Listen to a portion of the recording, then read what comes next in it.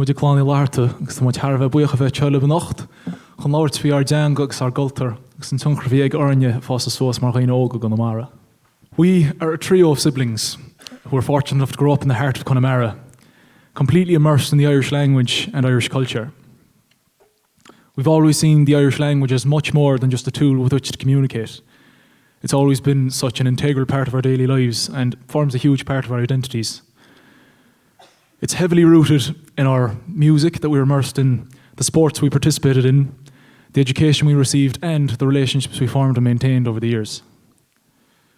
I think it's very easy in this fast-paced society to kind of take a priority when it comes to practical, professional practicality over interpersonal exchange and experience. And that brings us to a phrase that I'm sure everyone in this room has heard uttered at least once in their lives, whether it was over a few friendly pints down the pub or on some long-winded Facebook rant from your veteran keyboard warrior. That is Irish. Sure, that's a dead language. Why should I have to learn a language I'm never going to use? Where we completely appreciate that for the vast majority of employers across the country, fluency in Irish is not going to be at the top of any one employer's list of requirements. The issue here is that there is complete dismissal of an island that has seen such hardship throughout the centuries, and yet persevered. The names that we use to identify ourselves on a daily basis are in the Irish language. I'm sure there are others in the audience that are the same way. The relationships we have formed and the conversations that we have with our family and friends on a daily basis are had in the Irish language, and these are conversations and words that were shared by generations of our ancestors that came before us. Now, certain conversations mightn't have been had by them, including like the latest TikTok trends that are circulating online at the moment, but sure, look, we'll keep that to ourselves. The songs that we so enjoy singing and listening to have preserved precious memories within their lyrics and melodies. Memories that very well could have been lost if it were not for the survival of the Irish language. We don't claim to be academics that have done extensive research into the history and origins of our culture and language. We don't claim to be experts on the fields of linguistics, political science, or Irish history. What we can offer to you tonight is our own experience of growing up in an area so steeped in culture and language, and how it's shaped our experience growing up and the way we choose to participate in society. By virtue of us being privileged enough to be born into a Gaeltacht region, we have involuntarily become ambassadors of Irish music and language. Our schooling, which we received entirely through Irish, was so much more to us than grades, sums, and essay deadlines. It was an opportunity for us to learn our heritage, including one of the oldest forms of music to still exist on a global scale. Sean-Nós, when translated, is pretty self-explanatory. Meaning old style, it is a form of singing which is usually a single line of melody sung unaccompanied.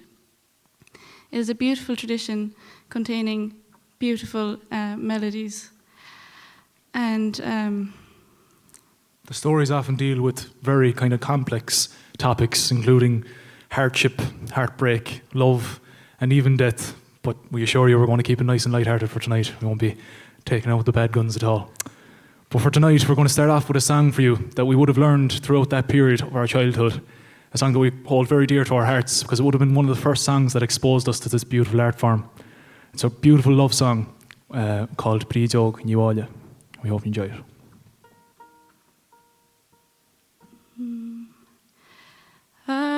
Prídeag Níomhaile, stu dog mo chrí cráte. Churto arne chom was free, yart lor mo chrí. Tánig hit a faring rála, do wait and you know. Skadog to bar pray all that here gal more sweet. Guster shoch is prono a famshen dumno. Mohate moho Níl go trú Ag a bhreacht na bóthaí mian ó grása ag Clann. Siad fear eile pósta scaní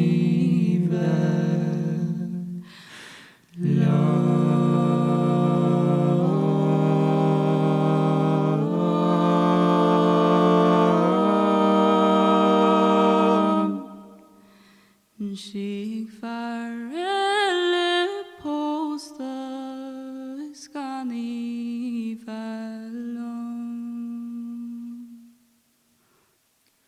Thanks very much.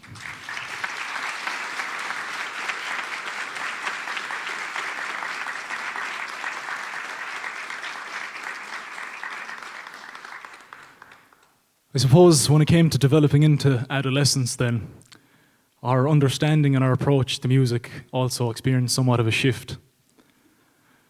I think that's the one that gets the laugh. Oh, Jesus. Up until that point, I suppose, we were completely immersed in the Sean-Nós tradition and had little to no experience of modern music. I know, we're really from the shticks. But through formal education in music at school and through interacting with our peers and friends after that, we started to develop an interest in a vast range of genres and styles of music. Suddenly, our day-to-day lives were filled with the music of Coldplay, Queen, Bastille, the 1975, and I must admit there was the odd Beyoncé track in there as well.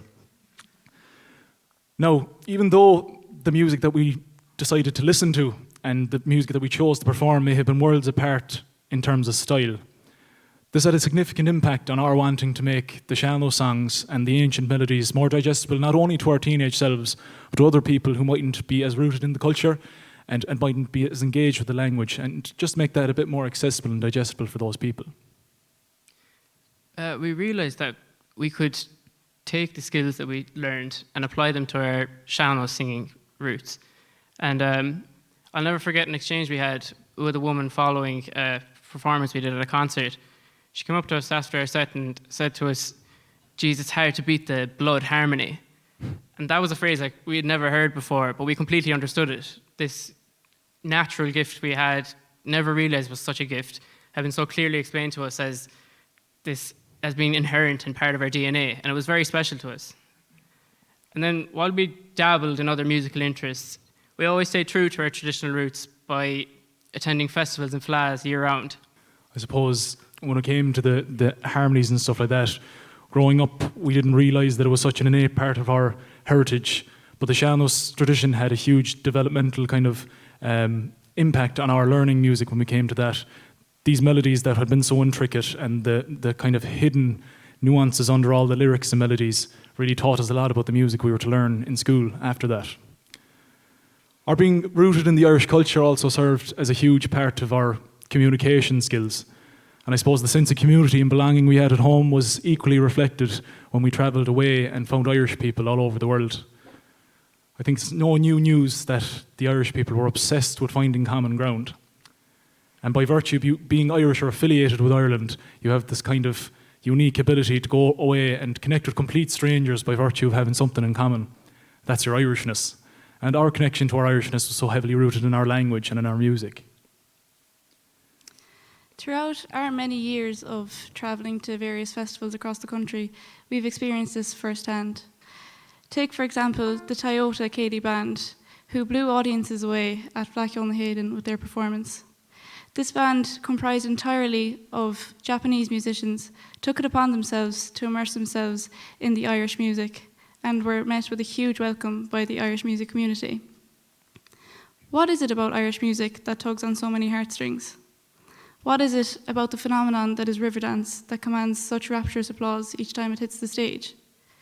Why is it that there have been so many GAA clubs established across the globe? There is a certain magical element associated with our island that demands to be viewed worldwide. Our connection to this magic is deeply rooted in our music and in our language. We feel a huge responsibility as the next generation of Irish speakers to ensure that this magic doesn't die. continue with one song that we've decided to apply our knowledge of other music to and put some arrangement to really go against the grain when it comes to Sean-Nós. This is one called Tame Mohi, a kind of a light-hearted love song about unrequited love. So we hope you enjoy it. 1, 2, 3, 4, 5, 6.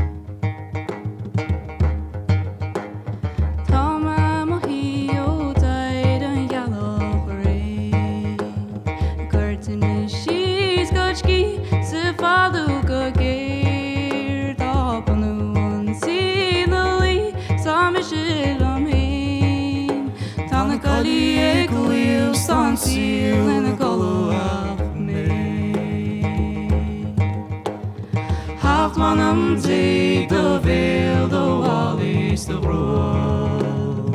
Hularum click up a rig, may I see sword. Like what the yin year from a battle for you. It's the Harit much left on the slave to God, letter makes the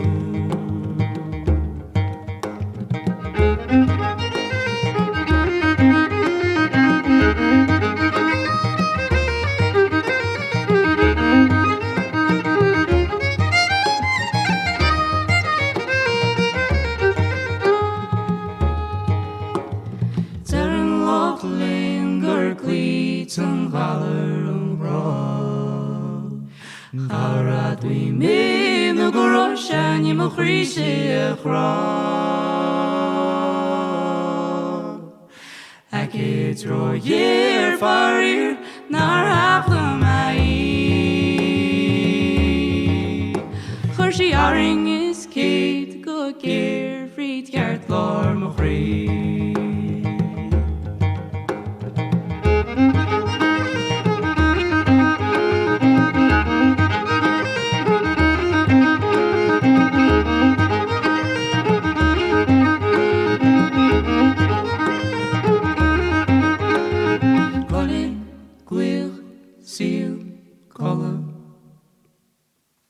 Thanks very much.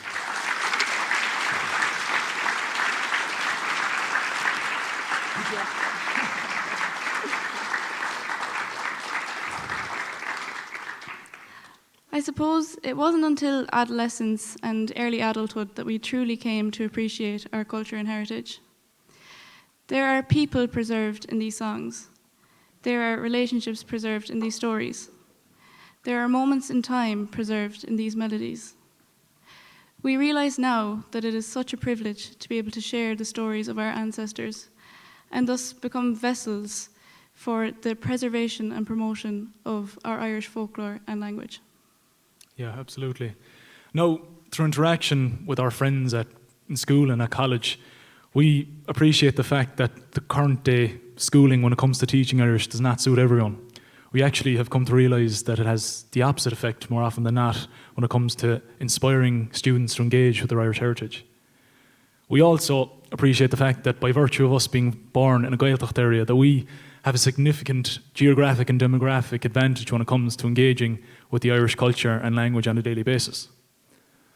For that reason, we wish to make it very clear that our aim is not to come up here and preach from a point of privilege that make no sense at all. What we want to do is to inspire anyone who may have the desire to engage with any aspect of the culture to simply go for it. With the technology that we have these days, there's such a wealth of resources and opportunities to engage with the Irish language and music on platforms like Zoom and Skype and the likes. There really is no end to it.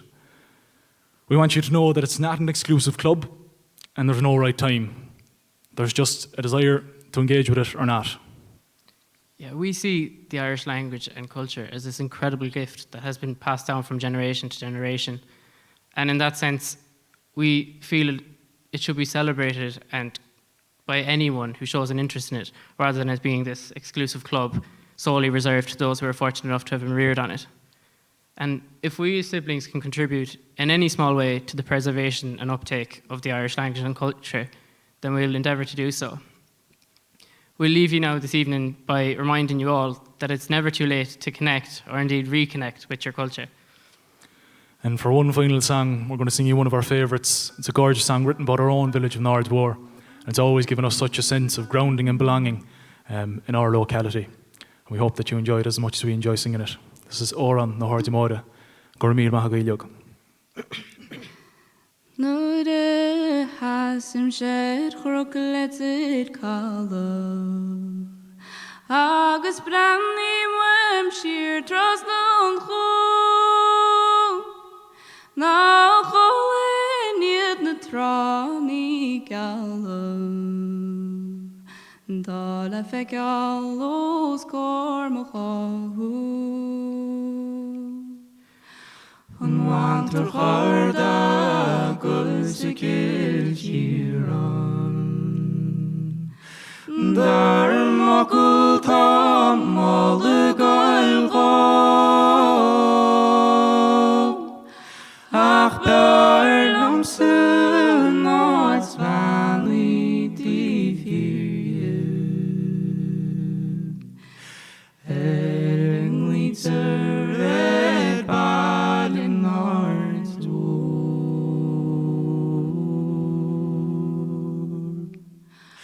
Marta ingrin leg Daniel sengivre.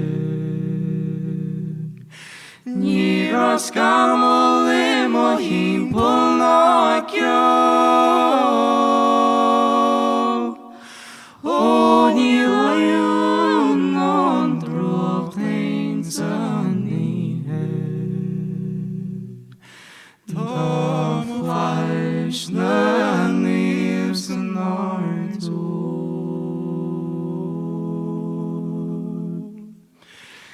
Tom fleisch na livanga kinte.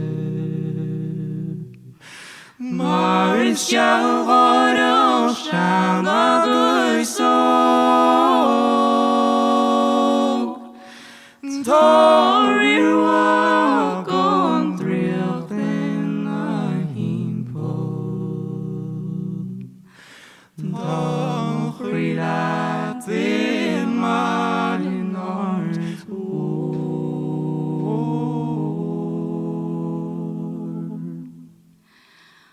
Shandam se hjol dogma graho. Laken se chlocho snardo.